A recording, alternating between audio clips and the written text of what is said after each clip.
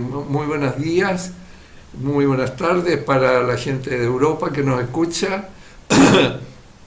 Estamos inaugurando una nueva reunión del grupo de conferencias del Instituto Latinoamericano de Relaciones Internacionales de la Universidad Miguel de Cervantes de Santiago de Chile. En esta ocasión tenemos el alto honor de tener a una muy distinguida invitada especial, la señorita Carolina Valdivia Torres, que es una alta autoridad y yo diría también académica en materias internacionales y particularmente en las relaciones de Chile con América Latina y en particular, y ese es el motivo central de nuestra reunión de hoy, ¿no es cierto?, examinar lo que es en La Haya el caso del río Silala y nuestro país con Bolivia, por lo tanto, ante la Corte Internacional de Justicia que está viendo el caso y que va a resolver en algunos meses más, que todavía no tenemos una fecha exacta, sobre el diferendo, atendiendo a las etapas previas que han ido demostrando muy en detalle los puntos de vista de ambos países y por lo tanto evaluando dichos puntos de vista para llegar a alguna conclusión. Carolina es la coagente de Chile en este proceso y ha estado prácticamente en ella desde un principio, así como también tuvo una activa participación en la anterior demanda de Bolivia por la obligación de Chile de negociar con Bolivia una salida al mar, naturalmente, que fue el pleito anterior. Ella también ahí tuvo una activa participación. Carolina, aparte de ser coagente, bueno, ha ocupado altos cargos de la Cancillería y nada menos que en los últimos años fue subsecretaria e incluso ministra de Relaciones Exteriores suplente, de manera que ha tenido la posibilidad de mirar los temas desde muy diferentes puntos de vista y con participación activa en las sesiones en La Haya y por lo tanto con un detalle muy preciso y fino de lo que han sido las posiciones de Bolivia. Ella también fue directora general de Asuntos Jurídicos del Ministerio y en estos momentos ella, aparte de las actividades propias de sus cargos actuales en el Ministerio de Relaciones Exteriores, también es miembro de la Corte Permanente de Arbitraje.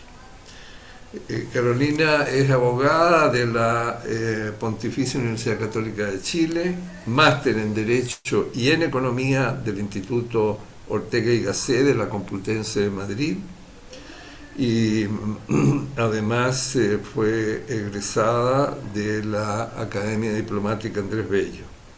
A lo largo de su carrera, dado los méritos y la elevada calidad personal y profesional, Carolina ha recibido importantes distinciones como el Premio Ministerio de Relaciones Exteriores y Andrés Bello en Chile, y becas para estudiar en Estados Unidos y en España. Y desde luego ella surgió nada menos que con máximas calificaciones cuando estudió su licenciatura en Derecho. O sea, estamos ante una persona del más alto nivel académico y político y actora principal en el diferendo de Chile y Bolivia, en este caso, motivo central de nuestro análisis con Bolivia sobre el caso del río Silala.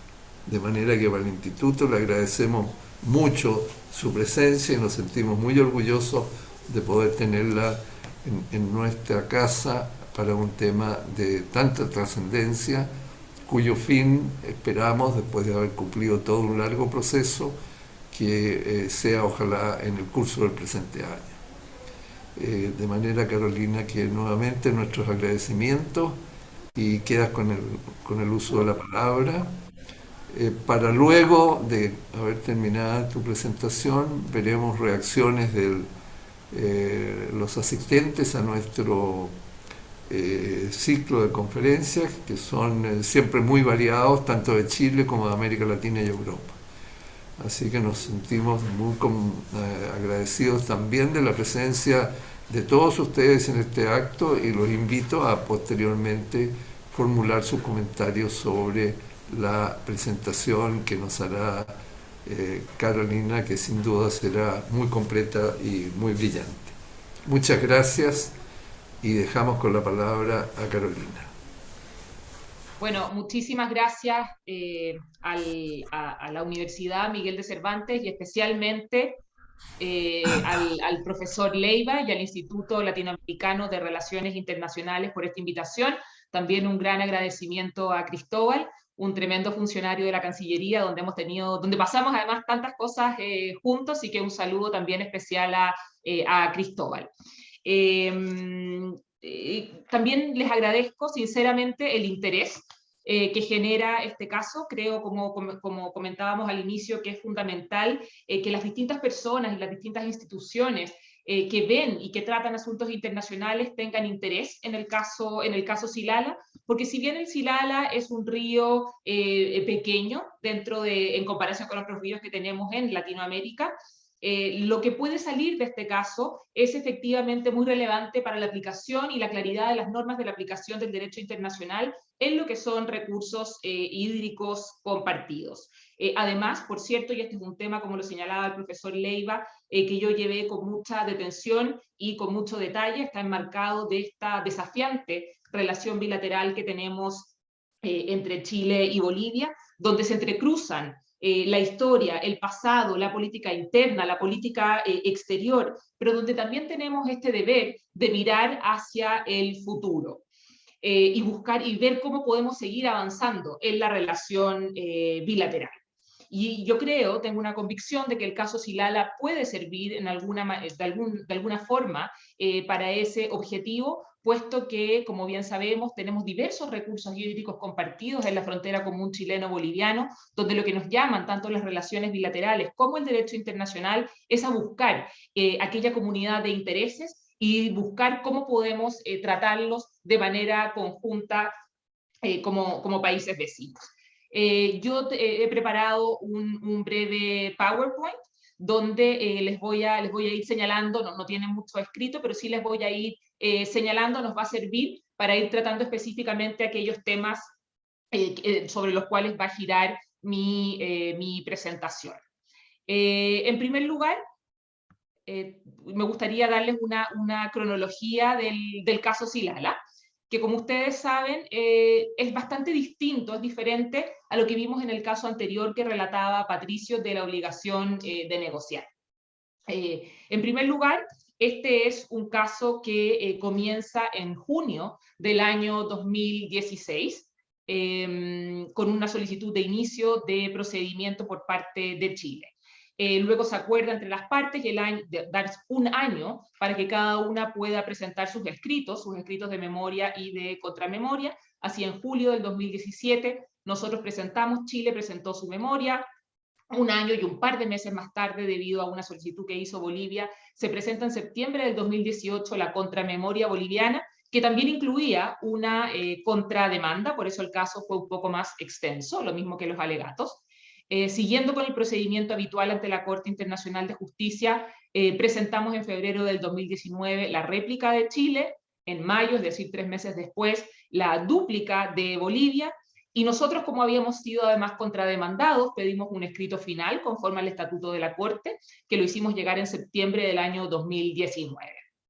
Luego, como todos sabemos, información de público conocimiento, hubo 3 meses, hubo 2 años de paralización prácticamente del trabajo de la Corte debido a la pandemia. Y es así como en octubre del año pasado, del 2021, nos notifican, lo que no era público, que los alegatos orales se realizarían en un formato híbrido en abril de este año, del 2022, y junto con ello nos piden también en enero, o como plazo final en enero del 2022, la presentación de un análisis escrito de nuestros técnicos, de nuestros representantes científicos, porque este es un caso que efectivamente tiene un componente científico muy relevante. Como ya sabemos también, en abril, durante 2 semanas, se llevaron adelante los alegatos orales.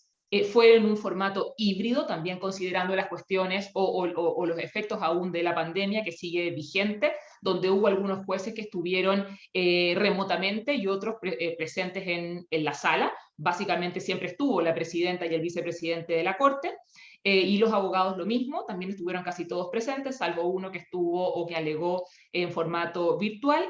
Y actualmente, como lo señalaba el profesor Leiva, estamos en etapa de deliberación ante la Corte Internacional de Justicia, es decir, el caso ya ha terminado, y en este momento los jueces estarán analizando y estarán viendo cómo van a fallar. Nosotros también tenemos la expectativa de que esto sea, que podamos obtener una sentencia durante este año, durante el 2022. No obstante, es algo que depende enteramente de la Corte, pero esperamos que sea pronto. También me parece, o que sea durante el transcurso de este año. También me parece bien relevante señalarle los elementos políticos y diplomáticos que tiene este caso. Porque siempre en la relación chileno-boliviana es fundamental saber cuál es el escenario político que tenemos con nuestros vecinos. Entonces, la relación bilateral chileno-boliviana es una relación tremendamente desafiante. Ha sido desafiante por el contexto histórico, donde siempre ha estado marcada muy fuertemente por la Guerra del Pacífico de finales del siglo XIX, por lo que fue la negociación y la suscripción del Tratado de 1904, lo que ha sido el rompimiento de relaciones diplomáticas ya en el año 62, más allá de un breve lapsus en que se restablecieron durante el proceso de Charaña entre 1974 y 1975, y además, o últimamente, por el proceso ante la Corte Internacional de Justicia por el caso de la obligación de negociar, que es un proceso que se inicia el año 2013 formalmente. No obstante, ya los análisis y el conocimiento de la Cancillería chilena que venía un caso judicial comienza más o menos el año 2010, por esa fecha, y ello conllevó prácticamente, yo diría, una especie de paralización de la relación bilateral hasta el año 2018, salvo en aquellas cuestiones del día a día. Es cierto que a mí muchas veces me lo preguntaron, a pesar de que no hayan relaciones diplomáticas o que tuviéramos un juicio, igualmente se sigue adelante con la relación bilateral para los múltiples temas que tenemos en conjunto. Pero el caso no lo podemos desconocer, que la obligación de negociar llevó a una paralización de la relación hasta el año 2018, luego la trabajamos en la Cancillería de manera muy discreta, y hacia finales del año 2021 yo fui la primera autoridad política que viaja con una agenda política bilateral a La Paz después de más de 10 años. Entonces, este es el contexto que tenemos en el caso Silala. Por otra parte, también es relevante que la declaración, o por qué se produce o se toma la decisión de llevar a Bolivia a la Corte Internacional de Justicia por esta materia. En el año 1999, lo vamos a ver más adelante con detalle, Bolivia niega abruptamente y por primera vez a lo largo de la relación bilateral que Silala fuese un río internacional, y reclama que esas aguas pertenecen enteramente a Bolivia y que habrían sido desviadas hacia territorio chileno producto de las canalizaciones realizadas en territorio boliviano en la década de 1920. Con este desconocimiento de que el Silala deja de ser un río internacional y que por ende Chile no tiene derecho a ninguna utilización de esas aguas, se abre una diferencia entre Chile y Bolivia que fue primeramente abordado en el mecanismo de consultas políticos e incluido dentro de los temas de la agenda de los 13 puntos, y que concluyó con una negociación de un preacuerdo en el año 2009 entre ambos países, pero que finalmente nunca llegó a concretarse, a resolverse, puesto que al momento de ir avanzando en estas negociaciones, en última instancia Bolivia exige incluir el llamado pago de la deuda histórica. Bajo este contexto y dentro del escenario que implicaba el proceso judicial por el caso de la obligación de negociar, en marzo del año 2016, durante la celebración del Día del Mar, el expresidente y en ese entonces presidente Evo Morales anunció que Bolivia demandaría a Chile, ya que Chile robaba las aguas del Silala. Posteriormente, el canciller David Choquehuanca anunció que Bolivia tardaría unos 2 años aproximadamente para iniciar un procedimiento judicial en contra de Chile. Entonces, es por este motivo, y en concreto para además poner fin a una controversia a la que no había sido posible arribar a una solución de común acuerdo por la vía político-diplomática, Chile decide iniciar este procedimiento ante la Corte, cuya base jurisdiccional fue el Pacto de Bogotá, con el objeto de aclarar los derechos y los deberes de las partes respecto tanto del estatus del río Silala como de sus usos. ¿Y qué quiere decir esto cuando lo desgranamos? El estatus es determinar si es que el Silala es o no un río internacional, y si es un río internacional, y los usos deben estar sujetos o no a las reglas del uso razonable y equitativo, que es lo que establece el derecho internacional consuetudinario, y aplicar estas dos concepciones, tanto el estatus de ser o no un río internacional, como las obligaciones o el modelo o las obligaciones de derecho internacional aplicables a todo el sistema del río Silala, puesto como veremos el río Silala no solamente pasa mucho en muchos acuíferos en nuestra región, no solamente incluye aguas superficiales, sino que también es un acuífero subterráneo. Esto nosotros creemos que provee a las partes una oportunidad para desarrollar estrategias de cooperación en donde se confluya esta comunidad de intereses, en vez de estar sujetos a premisas jurídicas o a premisas científicas que han demostrado no llevarnos a ninguna parte, y es así como desde el año 2000, el año 1999 tenemos esta diferencia con Bolivia. Estimamos que después de casi 25 años merece la pena resolverla. No hemos podido resolverla por la vía bilateral, y por lo tanto la Corte Internacional de Justicia también otorga esta posibilidad de resolverla por la vía judicial y por la vía pacífica, por supuesto. Además, la aplicación y las normas que la Corte indique respecto a cómo debe desarrollarse esta comunidad de intereses y las reglas que están sujetas los ríos internacionales servirá para todos los acuíferos compartidos que tenemos con Bolivia en la zona del altiplano, donde son son 16 recursos hídricos. También, que me lo han preguntado mucho en la comunidad internacional, hablar de la relevancia del río Silala. El río Silala pertenece a la hoya hidrográfica del río Loa y a la cuenca hidrográfica del Pacífico. Es un afluente del río Inacaliri que tributa al río San Pedro y a través del río Loa llega al mar. En Chile se encuentra el Silala en la segunda región y se ubica al interior de la comuna de Calama. Tiene efectivamente sus nacientes en Bolivia, en los bofedales, cajones y orientales, en torno a los 22 grados de latitud sur y 68 grados de latitud oeste, a una altura superior a 4.300 metros y en un anfiteatro de altas montañas que superan los 5.000 metros de altura. El Silala cruza Chile a través de una quebrada con una pendiente de entre 4 y 5% de gravedad que se ha formado durante al menos 8.400 años. Por efectos de la fuerza de gravedad, el agua solo puede fluir hacia territorio chileno. Y cuando entra a Chile, su caudal en la frontera es de 170 litros por segundo en promedio. En Chile, el Silala además interactúa con varias otras fuentes de aguas subterráneas y gana un caudal adicional de unos 124 litros por segundo en promedio. Es un río, como les señalo, pequeño, no tiene más de 1 metro de ancho aproximadamente, y su cuenca es de 234 kilómetros cuadrados.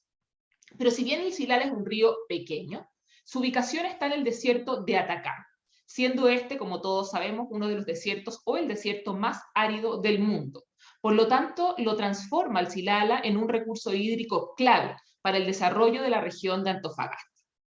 Por más de un siglo, las aguas del Silala han sido usadas para distintos propósitos, incluyendo el suministro de agua potable a la ciudad de Antofagasta y a los pueblos de Sierra Gorda y Baquedano, y también para el uso industrial.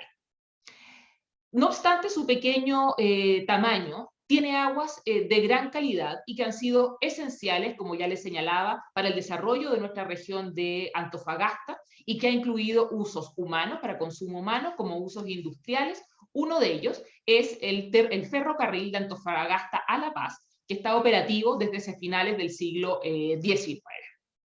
Y conforme nosotros lo pudimos demostrar y conforme además como estuvo siempre indicado en distintos instrumentos y también lo demuestra científicamente y otras pruebas de ese carácter, es un río internacional compartido con Bolivia. Esa es su calificación. La ciencia. Yo aquí también me gustaría detenerme porque es muy distinto a los otros casos que Chile ha visto ante la Corte Internacional de Justicia, tanto el caso de la delimitación marítima con el Perú, como en el caso anterior con Bolivia sobre la obligación de negociar un acceso al Océano Pacífico, que eran casos mucho más jurídicos, donde estábamos mirando antecedentes y documentos diplomáticos y otras pruebas y evidencia de esa naturaleza. En cambio, el Silala tiene un componente científico esencial.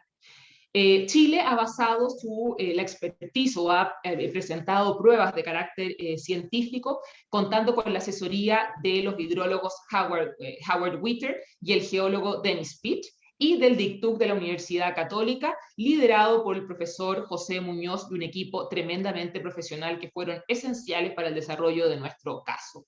La ciencia ha sido un componente esencial de la demanda, de las pruebas y seguramente lo será también del fallo. Inclusive, si ustedes siguieron o alguno de ustedes siguió los alegatos orales ante la Corte, existió una sesión especial para el interrogatorio de los expertos de Chile y de Bolivia. Y asimismo, en la etapa escrita, se solicitó por parte de la Corte una presentación especial, el llamado Written Statement, que acompañamos en enero de este año, sobre las coincidencias y las diferencias entre los científicos. Eso fue específicamente lo que nos pidió la Corte.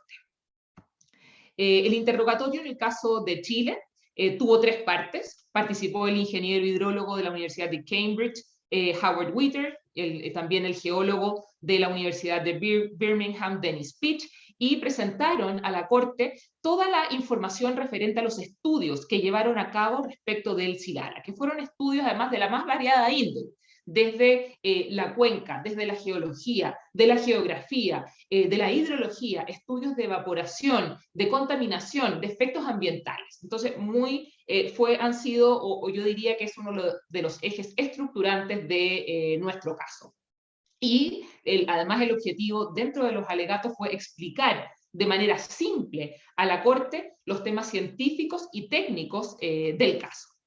El interrogatorio presentaba una buena oportunidad para entender cómo, de cierta información que se incorpora a un modelo matemático de hidrogeología, se obtienen determinados resultados. Además, fue esencial la coincidencia entre ambos científicos, tanto los de Chile como los de Bolivia, para señalar, y aquí estamos con testes y por lo tanto la demanda o la petición principal de Chile es una cuestión que ya está, que es efectiva, que el Silala es un río internacional conforme a los estándares del derecho internacional público, puesto que las aguas fluyen superficial y subterráneamente de manera natural, dadas las condiciones del terreno y básicamente la gradiente y la fuerza de gravedad hacia nuestro país. Y sin que las canalizaciones que existen en el lado boliviano del río Silala tengan un impacto significativo sobre la cantidad de agua que llega a nuestro país. Esto fue muy enfatizado por nuestros expertos.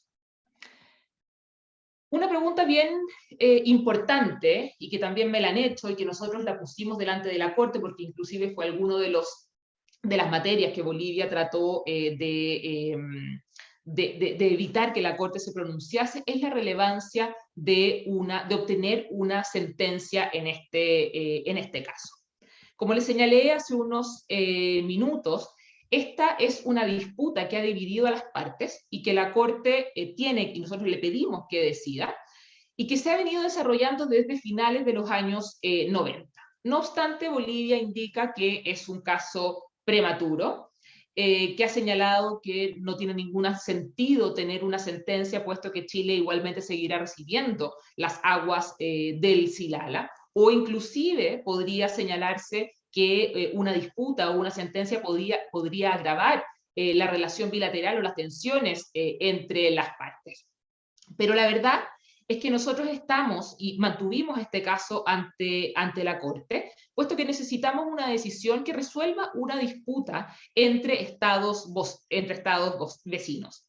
Hemos demostrado que no hemos podido llegar a una solución en más de 25 años después del desconocimiento de Bolivia de que se trata del Silala de un río internacional, y por lo tanto nosotros nos sujetamos en las resoluciones de la Asamblea General, básicamente la 3283, sobre solución pacífica de disputas internacionales, en las cuales, por supuesto, ir a una corte implica una forma de solución pacífica de controversia. Ha sido imposible durante los años que llevamos conversando con Bolivia de este tema, de llegar a un acuerdo consensuado.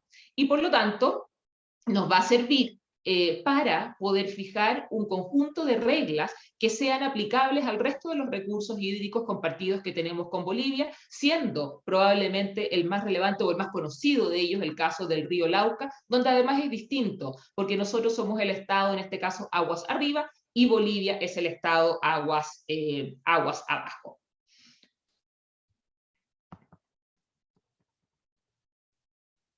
Bien. Un segundo. Pasemos ahora a los argumentos de nuestro país. ¿Dónde nos hemos fijado, cómo nos hemos centrado para tener o construir este caso? Los argumentos de Chile han sido de carácter fáctico, han sido argumentos o fueron argumentos de carácter jurídicos y esencialmente o de manera muy importante también argumentos científicos. Vamos con los argumentos fácticos. Como ya lo he señalado varias veces, hasta antes del año 1999, el estatus del río Silala como un río internacional nunca había sido disputado ni por Bolivia ni evidentemente por Chile. No obstante, de manera abrupta, el año 1999, sin tener ningún tipo de fundamentación científica, Bolivia señala que el río internacional son manantiales que nacen y mueren en territorio boliviano y que la manera de que han llegado a nuestro país ha sido a través de la desviación de esas aguas en virtud de las canalizaciones realizadas sobre las aguas del río. Creemos, o lo que nosotros hemos investigado, que esta es un cambio abrupto de la posición boliviana presionado por el departamento del Potosí, donde está el Silala, y uno de los reclamos que tenía el Potosí, la gente del departamento de Potosí, es que Chile tendría que pagar una compensación por el uso de esas aguas.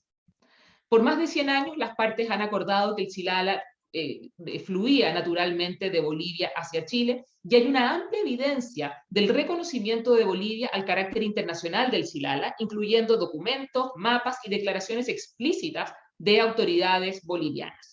Lo más notable es que el Silala está incluido en el mapa anexo al Tratado de 1904, demostrando cómo el Silala cruza de Bolivia a Chile, mapa que fue firmado por el embajador boliviano en Chile, el señor Alberto Codecido. Asimismo, Bolivia participó en demarcaciones conjuntas y en actividades de revisión del área del Silala en 1906, en 1924 e inclusive en 1992. Y asimismo, en 1996, a través de una declaración pública del embajador boliviano Teodosio Imaña, que era el presidente de la Comisión Mixta de Límite Chilena-Boliviana, donde la cual confirma que hay una inclinación del terreno que ha sido establecida por los expertos en una magnitud de un 30%, y que las cristalinas aguas del Silala siguen el curso hacia territorio chileno o descienden hacia territorio chileno debido a la fuerza de gravedad. Asimismo, en tiempos modernos, tanto las aguas del Silala han sido utilizadas en virtud de licencias que han sido otorgadas tanto en Bolivia como en Chile. En 1906 se otorgó una concesión por el gobierno chileno a Antofagasta, a la compañía de ferrocarriles Antofagasta-Bolivia, para utilizar las aguas del Silala. Y asimismo, en 1908 fue el propio gobierno boliviano el que otorgó a esta misma compañía una concesión para el uso de las aguas del Silala, para la utilización o para la operación de las máquinas de vapor, de las locomotoras a vapor del tren Antofagasta-Bolivia. Y esta concesión fue finalmente terminada por Bolivia en el año 1997, coincidiendo posteriormente con esta teoría de que son aguas de manantial que nacen y mueren en territorio boliviano, que han llegado a Chile solamente por desviaciones artificiales de esas aguas, y que Chile tiene el deber de compensar a Bolivia por esta utilización, rememorando una tesis o una doctrina muy antigua, o una especie de doctrina muy antigua en el derecho específico de un Estado sobre la propiedad de las aguas, que no tiene fundamento ni sustento en las normas del derecho internacional actual.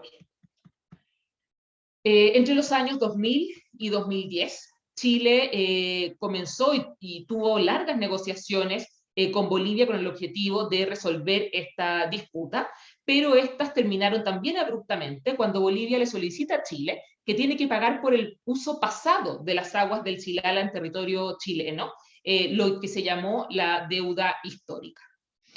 Los orígenes de esta famosa deuda histórica los pudimos encontrar en ciertas promesas que había realizado el expresidente Hugo Banzer en 1999 a las personas o a la gente, a las comunidades del Potosí, cuando anunció que el gobierno iba a recuperar las aguas de las manantiales del Chilala que habían sido usurpadas por Chile, y que el Potosí iba a ver ganancias importantes en un tiempo muy breve.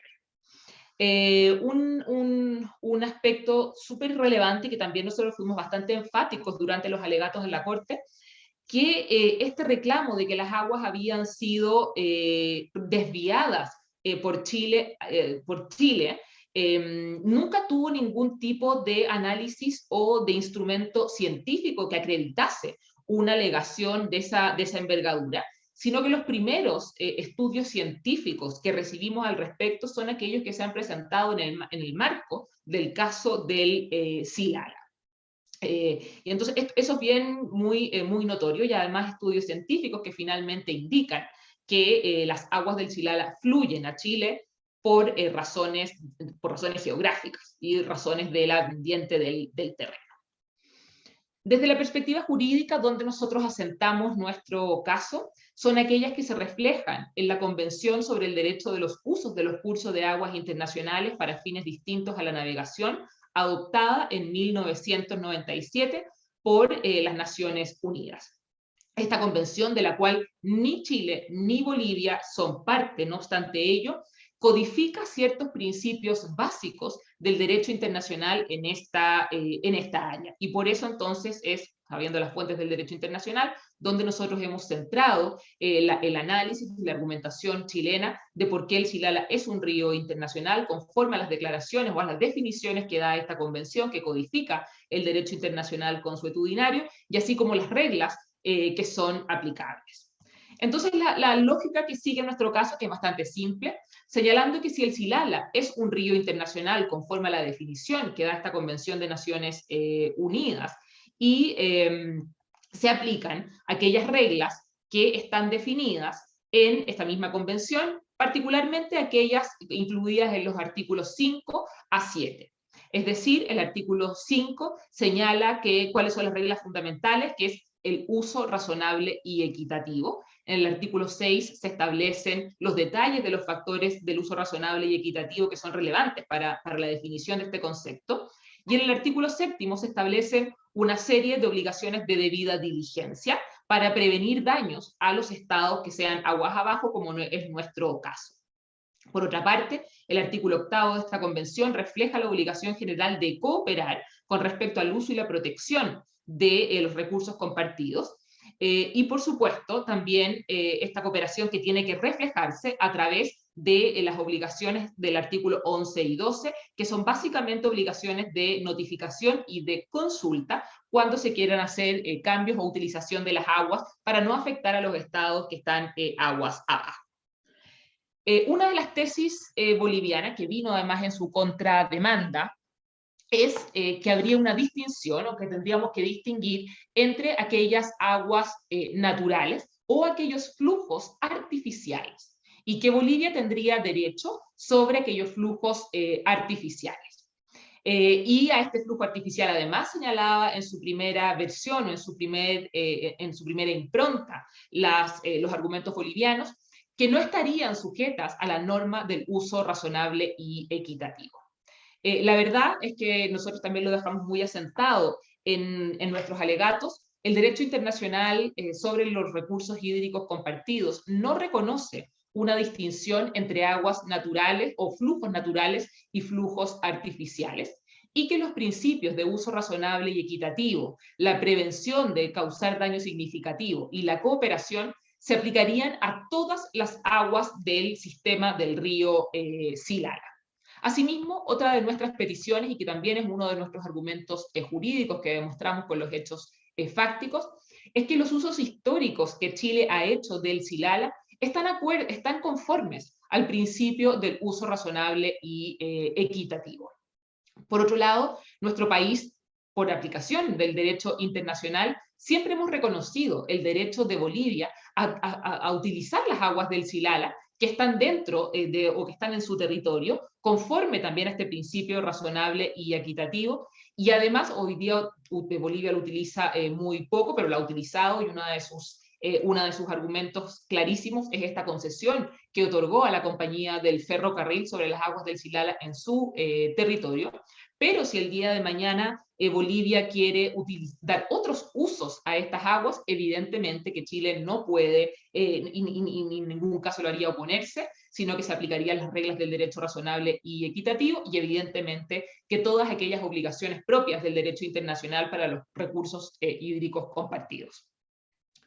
Y finalmente, otro de nuestros argumentos que dimos en este caso son los argumentos de carácter científico, puesto que nuestros estudios geológicos y geomorfológicos concluyen que el río ha fluido desde lo que hoy es Bolivia a lo que hoy es Chile por al menos 8.400 años. Asimismo, en cuanto a sus usos, las aguas del río Silala han posibilitado la existencia de vida humana, de pastoreo animal y también de flora y de fauna salvaje por los últimos 1500 años, porque encontramos inclusive evidencia arqueológica en las terrazas propias del río Silala, de la quebrada del río Silala. Por otra parte, ya voy prácticamente concluyendo. Bolivia cambió muchísimo su caso. Recordemos aquí, vamos más atrás a la panorámica. Hasta el año 99 era un tema pacífico, considerábamos que era un río internacional que fluía naturalmente y por lo tanto se aplicaban las reglas del derecho internacional consuetudinario. No obstante, hay un cambio en Bolivia el año 99 que se mantiene hasta el año 2016, en que se señala que el Silala no es un río internacional, que Bolivia tiene derecho a la utilización del 100% de sus aguas porque tiene soberanía sobre las mismas, que Chile no tiene el derecho al uso razonable y equitativo de estas aguas y que por lo tanto Chile tiene que pagar retroactivamente por los usos pasados de las aguas del Silala, y además Bolivia señalaba, sus escritos lo daban a entender, que no había ninguna obligación a Chile con respecto al uso de las aguas del Silala. Obligaciones me refiero a aquellas propias del derecho internacional consuetudinario, de consultar, de notificar, de no causar daño significativo, entre otros. Luego, en los alegatos escritos, es decir, en la parte escrita del caso, Bolivia cambia su posición original, ya no vuelve a reconocer que el Silala es un río internacional, pero sí señala que tiene derechos de soberanía o derechos exclusivos sobre una porción de las aguas del Silala, que lo catalogan entre un 11 y un 33%, y que es el llamado flujo artificial. Y que este flujo artificial no está sujeto a las reglas del derecho del uso razonable y equitativo.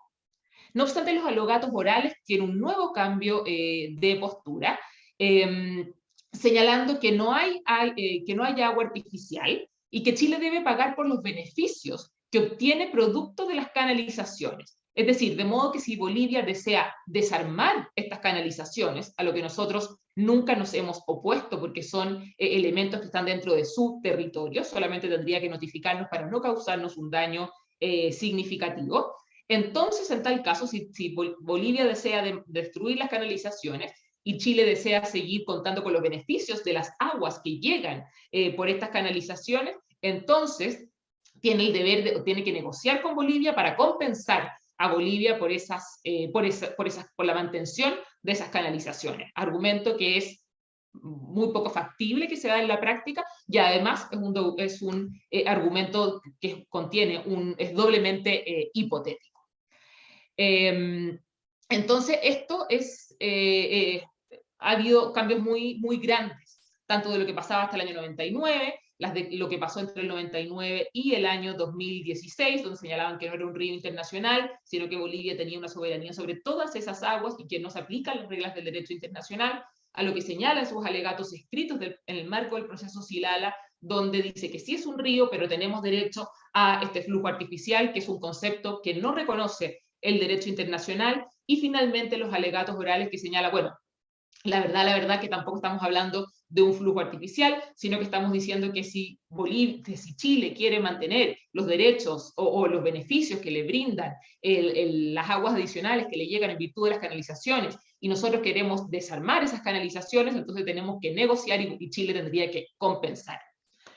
Frente a todos estos reconocimientos es bastante curioso señalar, bueno, ¿por qué ustedes siguen ante la Corte Internacional de Justicia? Que fue también un argumento que nosotros levantamos ante la Corte cuando ya la principal demanda de Chile había sido concedida, que el Silala es un río de carácter internacional. Pero la verdad que, y lo demuestra nuestra historia bilateral con Bolivia, y es una de mis frustraciones también personales, después de haber ejercido mi cargo como subsecretaria y haber estado tan encima de la relación bilateral con Bolivia, que ha sido muy difícil llegar a acuerdos en distintos ámbitos con nuestros vecinos. Y por lo tanto, como tenemos una comunidad de intereses con múltiples recursos hídricos compartidos en la frontera común, sí necesitamos una sentencia que fije estos principios. Y tanto es así que nosotros inclusive el año 2019, luego de analizar todos los alegatos escritos de ambas partes, le propusimos a Bolivia que llegásemos a un acuerdo, o a una solución de común acuerdo, terminando el caso ante el Silala, pero tampoco fue posible porque nunca obtuvimos una respuesta de Bolivia. Y por lo tanto, como ya se ha extendido tanto el caso Silala por tantos años, sí nos parece que es el momento de obtener y resolver esto, siendo esto una de las funciones esenciales de un instrumento como la Corte Internacional de Justicia. ¿Cuáles son las peticiones de Chile? Ya para ir concluyendo, ya veo que me he pasado un poco lo que le había dicho al profesor Leiva. Nosotros pedimos a la Corte que juzgue y declare, primero, que el sistema del río Silala, incluyendo las partes subterráneas del sistema, es un curso de aguas internacional, cuyo uso se rige por el derecho internacional consuetudinario. Segundo, que Chile tiene derecho al uso razonable y equitativo de las aguas del río Silala, conforme al derecho internacional consuetudinario. Tercero, que bajo el estándar del uso razonable y equitativo, Chile tiene derecho al uso que actualmente hace de las aguas del río Silala. Cuarto, que Bolivia tiene la obligación de tomar todas las medidas pertinentes para prevenir y controlar la contaminación y otras formas de daño que puedan causarse a Chile resultante de sus actividades en las intermediaciones del río Silala. Y por último, que Bolivia tiene la obligación de cooperar y de notificar oportunamente a Chile de las medidas que puedan tener efectos adversos sobre los recursos hídricos compartidos, intercambiar datos, información y conducir, cuando corresponda, una evaluación de impacto ambiental con el fin de permitir a Chile evaluar los posibles efectos de estas medidas. Todos deberes que Bolivia ha incumplido en lo que respecta a la obligación de notificar y consultar con Chile sobre las actividades sobre las aguas del Silala que puedan, y la utilización de ellas por parte de Chile. Esas son nuestras peticiones. Bueno, y finalmente, nuestro equipo, que aquí tengo ahí podemos ver, no sé si podemos ver ya la foto final, que está compuesto, liderado por la agente, la embajadora Jimena Fuentes, actual subsecretaria de Relaciones Exteriores, luego por mí como coagente, también en mi rol de ex subsecretaria de Relaciones Exteriores, que llevé este tema con mucha detención, nuestra coordinadora general, Joanna Klein-Kranenberg, una gran abogada que también participó en todos los alegatos ante la Corte. Y además tenemos un equipo jurídico nacional e internacional de abogados, que son básicamente los que estuvieron ante la Corte Internacional de Justicia, siempre respetando este principio de que se alegue en inglés como en francés. Tenemos también un equipo científico compuesto por científicos nacionales y científicos extranjeros, y todo un equipo de carácter técnico y diplomático de la Cancillería, siendo o destacando que es un caso que se llevó adelante con mucho trabajo interno del personal y de los funcionarios y funcionarias de Cancillería, y además de carácter paritario, como lo podemos ver en esta foto, como signo también de los tiempos. Así que eso les quería contar. Muchísimas gracias por su atención. Veo que me extendí un poco y atenta a sus preguntas, comentarios, dudas, etcétera. Muy agradecido, Carolina, por la excelente presentación. Estoy seguro que todos los asistentes a esta reunión han estado extremadamente contentos por haber sido tan bien informados de una manera tan precisa y tan completa del proceso a que hemos llegado en la Corte Internacional de Justicia sobre el diferendo con Bolivia en materia de las aguas del río Silala. Ahora creo que corresponde que le demos la palabra a nuestros asistentes y le pediremos a nuestro jefe de comunicaciones, Luis Alberto Aguirre, que nos lea y nos haga las preguntas que han llegado para que Carolina pudiera complementar aspectos que han despertado especial interés de nuestro auditorio. Así que, sí, Carolina, muy agradecido y vamos adelante. Demetrio Infante está solicitando la palabra para hacer una pregunta. Le voy a dar acceso a que haga la pregunta. Perfecto. Adelante, don Demetrio, puede activar su micrófono.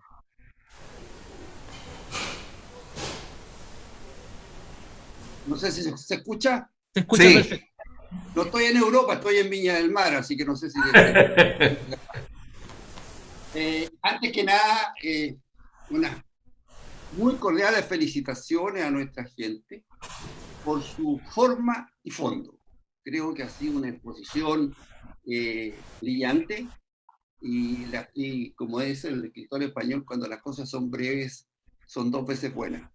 Así que excelente Yo quiero ir a una cosa que ella deslizó un poco en la parte casi final de su exposición y que va más allá de lo del Silala.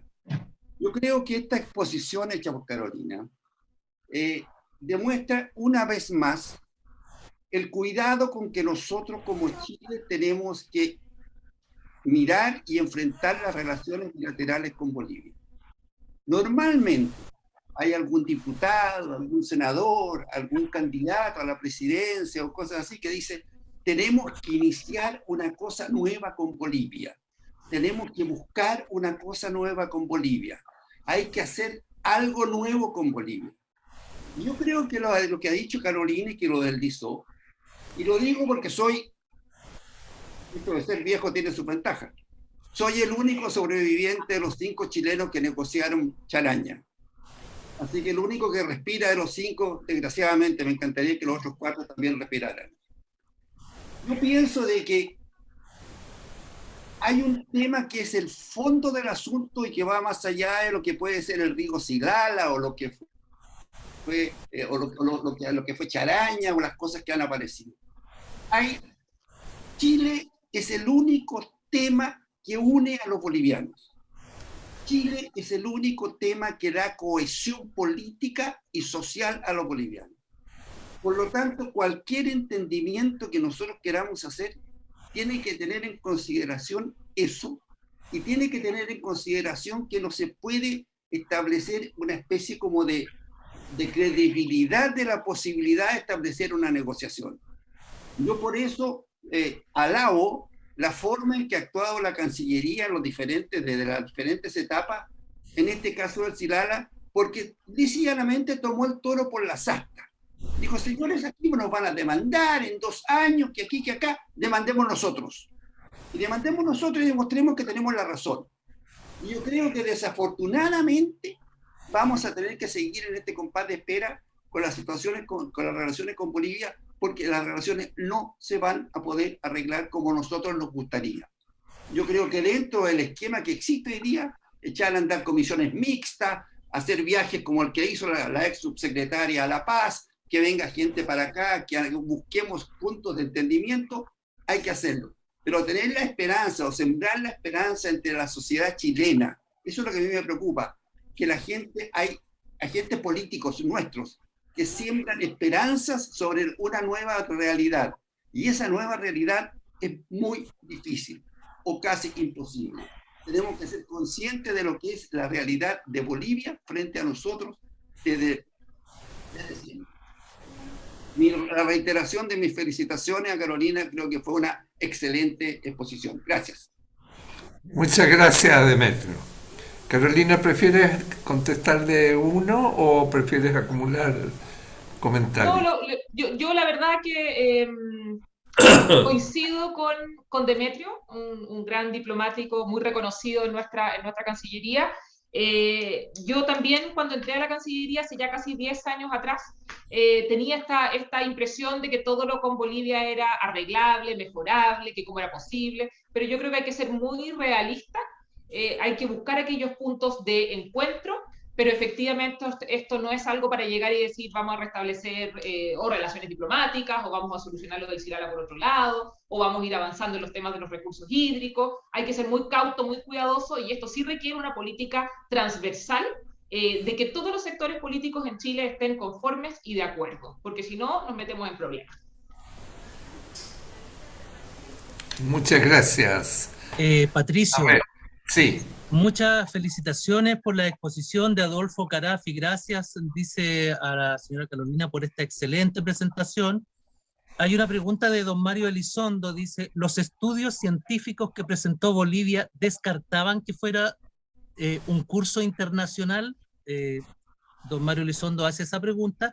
Se reiteran las felicitaciones y, bueno, ya Adolfo Carafi ya hizo su argumentación. Y eso, muchas felicitaciones, señora Carolina, por su excelente presentación en los comentarios. Muchas gracias. Muchas gracias. Veo que están todos nuestros queridos conocidos y amigos, de quienes he aprendido tanto. Adolfo Carafi, Mario Elizondo, bueno, Demetrio, aquí yo veo a Mariano, muy bien. Ya veo la pregunta de Adolfo y es bien interesante, bien interesante. Los estudios bolivianos, lo que señaló sobre todo en el llamado cross-examination, los científicos bolivianos del DHI, del Danish Institute of Hydrology, es que las aguas fluyen naturalmente de Bolivia a Chile. Esa es la conclusión de los estudios bolivianos. Y por lo tanto, al fluir naturalmente aguas de un país a otro, estamos frente a un curso de aguas internacionales. La diferencia, o lo que se señalaba en el caso mayormente, es cuánto influía las canalizaciones respecto al agua que finalmente llegaba a Chile. Cosa que ellos señalaban que era aproximadamente, en virtud de las canalizaciones, que llegaba entre un 11 y 33%, o sea, es decir, un rango muy amplio de agua adicional a Chile. Y nuestros contraestudios a este respecto señalaban que no tenían un efecto más allá de un 1% las canalizaciones, porque si fueran además destruidas. Y la pregunta de Adolfo, que lo veo que es un punto muy súper interesante, sobre que Bolivia se reserva el derecho a demandar a la empresa de ferrocarril en Potosí. Pueden hacerlo, pero la verdad que ahí el Estado de Chile ya no tiene mucho más que hacer. O sea, eso sería una controversia entre el Estado boliviano y una empresa privada en Bolivia conforme a normas bolivianas. Y probablemente puede ser alguna fórmula de prolongar esta controversia, pero tal vez y mayormente para asuntos de carácter interno, Adolfo, que tú los conoces también muy bien, la relación que existe entre el Departamento de La Paz y el Departamento del Potosí, particularmente el COMSICO. Entonces, eso puede ser algo que sea para consumo más bien interno, pero no tendría efectos con respecto a nuestro país. Muchas gracias. Hay una pregunta de Martín Garrido en el chat, en preguntas y respuestas, ¿no? ¿Existe algún caso similar en América Latina en que se haya discutido sobre indemnizaciones por el uso de aguas? Plantea el caso del Absolutamente. río. ¿Ah? No, muy buena la pregunta. No sé si la terminaste, ¿terminó la pregunta ¿Sí? allí o...? Ya. No, es más Esa, amplia. El caso del río Lauca, dice, hace tantos años, entiendo el año 62, no aclaró lo suficiente estos temas en limítrofes, dice. sí, bueno, hay varios elementos en esta pregunta. ¿Casos de indemnizaciones por uso de agua? No. Esa es una tesis boliviana. Y ni siquiera estamos hablando en América Latina, sino que en el mundo, y sería además, desestabilizaría mucho las relaciones internacionales en lo que respecta a recursos hídricos compartidos si es que un Estado, aguas arriba, tuviese la capacidad de cobrar al Estado aguas abajo por la utilización de esas aguas. Imaginemos solamente el caso del río Nilo, donde tenemos el Nilo Blanco, el Nilo Azul, que nace de Uganda, de Etiopía, pero que es básicamente utilizado por Egipto y ha sido esencial para el desarrollo de la historia de Egipto, y estamos hablando de miles de muchísimos años atrás.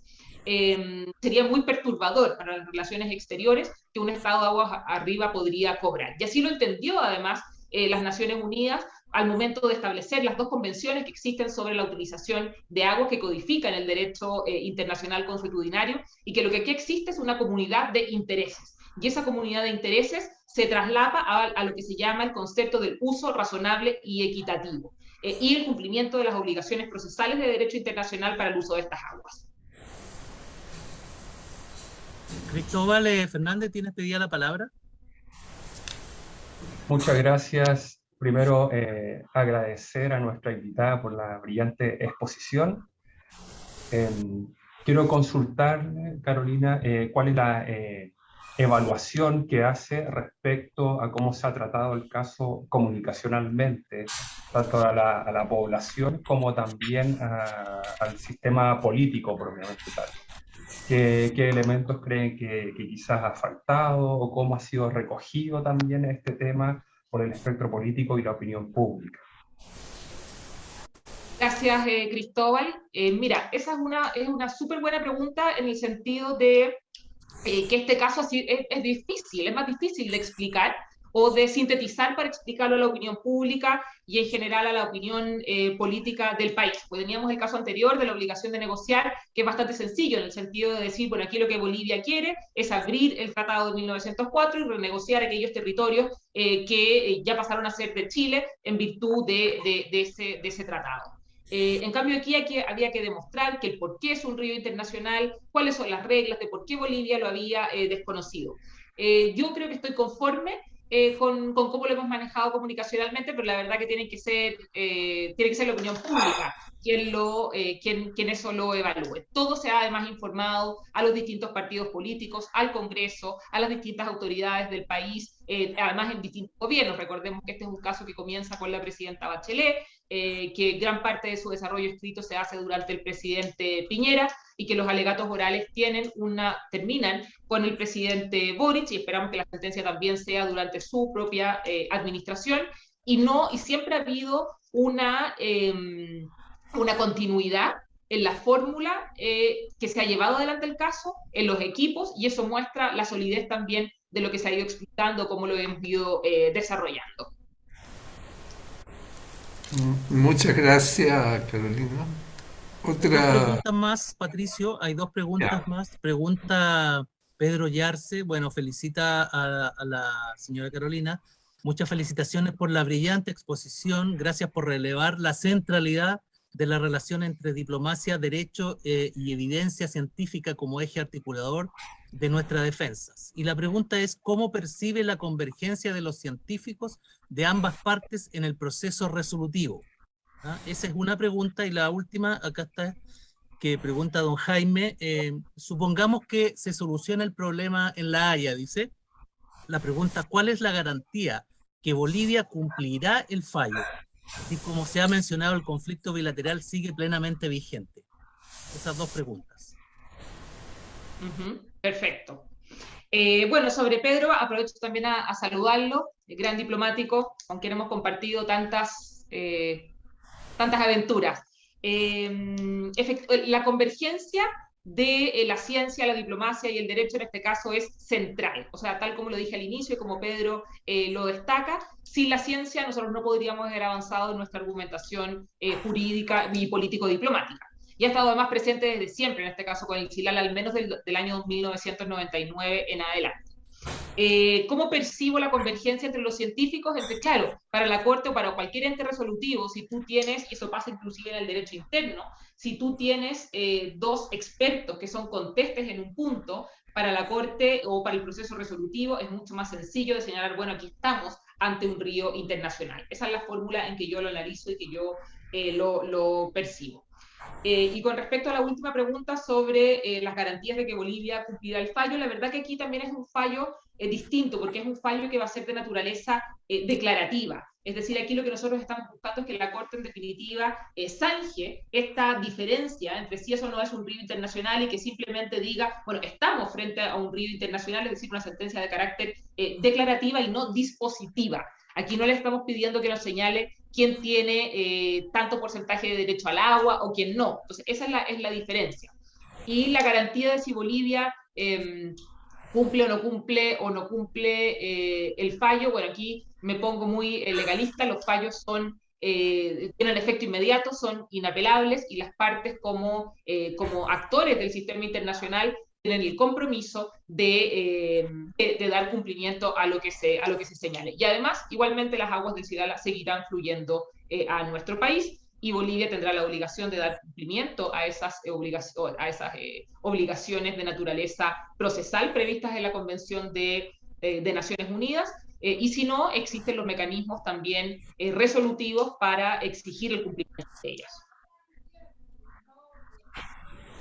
Eso es, Patricio, tú tienes la palabra. Muy bien. Ya, muchas gracias, Alberto. Bueno, creo que hemos dado cumplimiento entonces al objetivo de esta sesión de nuestros ciclos de conferencia y no me queda sino reconocer la brillante exposición que nos ha hecho Carolina y esperamos que todos los auditores y posteriormente los que lean lo que ella nos ha dicho en este momento directamente pueda ser muy útil para comprender mejor este problema que, como todo problema internacional, es delicado, particularmente en este caso por tratarse de un país tan vecino con características tan especiales para nuestras relaciones bilaterales y por lo tanto sin duda alguna estaremos en presencia de un fallo que hará historia. Y ese fallo esperemos que sea naturalmente favorable a los planteamientos que nos ha hecho Carolina de una manera tan clara, tan nítida y tan completa. Carolina, muy agradecido y esperamos pronto mantener el contacto y poder publicar lo que tú nos has dicho ahora de una manera verbal y por lo tanto de una amplia y muy amplia difusión. Muchas gracias, Carolina, y muy buena suerte y que terminemos con el fallo, ojalá muy pronto y ojalá en forma muy favorable a nuestros intereses tan bien defendidos por ti y el grupo que tú nos mostraste tan gráficamente en el momento final. Muchas gracias, Carolina. Muchas gracias, Patricio, al Instituto y a todos ustedes por esta reunión. A su disposición. Gracias a todos. Muchas gracias. Hasta luego y muchos cariños y saludos a todos quienes han estado con nuestra sesión de hoy. Hasta muy pronto.